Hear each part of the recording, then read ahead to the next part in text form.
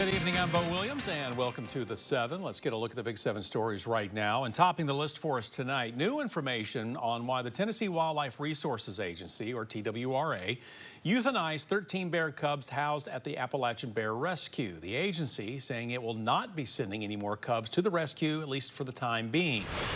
In a news conference earlier today, TWRA said 8 bears have been euthanized and 5 more will follow after one of the bears tested positive for pneumonia.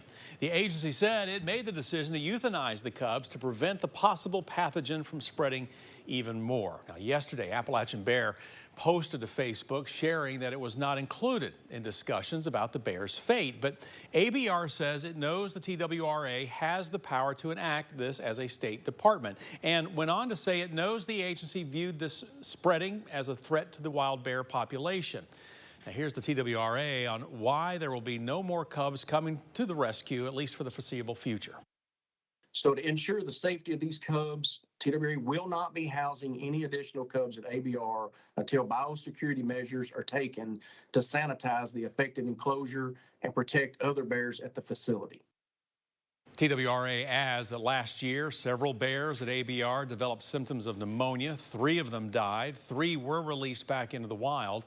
ABR responded to the TWRA's claims that they were not involved in the decision-making process. ABR Executive Director Dana Dodd saying in part, quote, ABR is committed to finding a path forward. The mission of Appalachian Bear Rescue is important to ABR, to TWRA, and to all who support our organizations and to the bears we serve.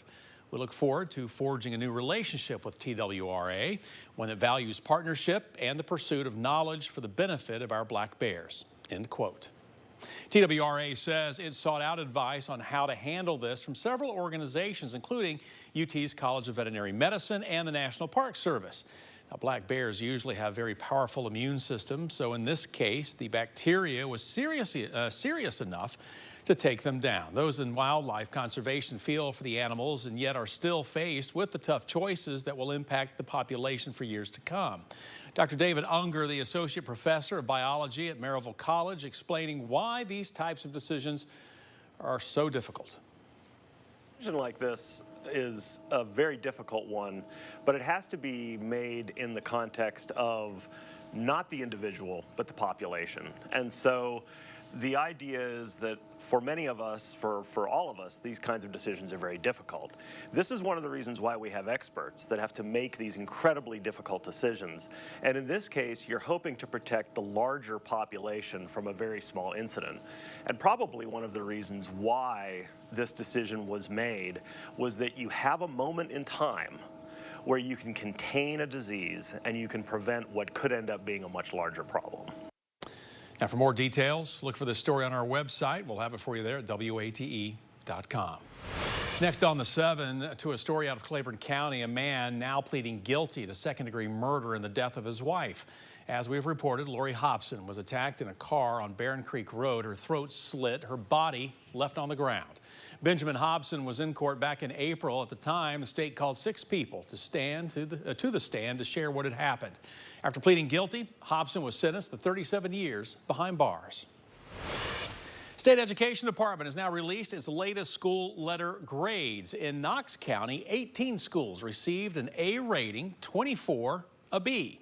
Together, these top-ranked schools represent a little more than 50% of Knox County schools. Others received lower marks, including 6 that were rated F. Fulton High School, Vine Middle, and Sarah Moore Green, all on that list of failing schools. Now, if you have a Knox County student, you can see which letter grade your child's school received on our website. Just go to WATE.com. Well, we have cold temperatures in the weather forecast and in the economic forecast. Moderate growth is expected for the Tennessee economy. This is one of the big takeaways from a new UT Boyd Center report. You know, today we spoke with Larry Kessler. He's a research associate professor of economics at the Boyd Center and goes into more depth about trends we can expect to see over the next couple of years. We're projecting that the Tennessee economy is going to grow slightly slower than the U.S. this year and then slightly faster than the U.S. next year.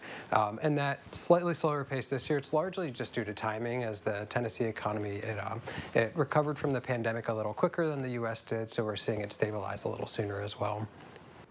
Kessler adds growth over the next 2 years will be slower than before the pandemic. However, he believes growth will return to pre-pandemic levels by 2027. You know, on Saturday, history will be made. Not only will it be the Vols' first ever game in the college football playoff, it will also mark the first time a playoff game will be broadcast in Spanish. You know, out of the 12 schools in the playoff, only 2 are offering a Spanish broadcast, UT and Texas. Tennessee's broadcast will be headlined by none other than Carlos Lopez, the Spanish voice of the Vols, and his team made up of Fuad Reve and JP Vasquez. Now, Lopez started his broadcast career in his living room doing voiceovers of games and has now called every game on the schedule for UT this year. For Lopez and his team, well, this is a once-in-a-lifetime deal. For Fuad and I and JP Vasquez to be a part of the first 12-team playoff, and we're one of 2, that's just something that in the back of my mind, it's just that story that Fuad told at the beginning of the year. I remember watching the Dolphin games with my dad, turn the TV down, and listen to it in Spanish. Now we get to bring that to other families. You know, the Spanish broadcast can be heard right here in Knoxville on AM radio station 990 WNML. And tonight at 11 o'clock, we're going to hear more from Carlos on calling the Vols' first ever playoff game. Looking forward to that.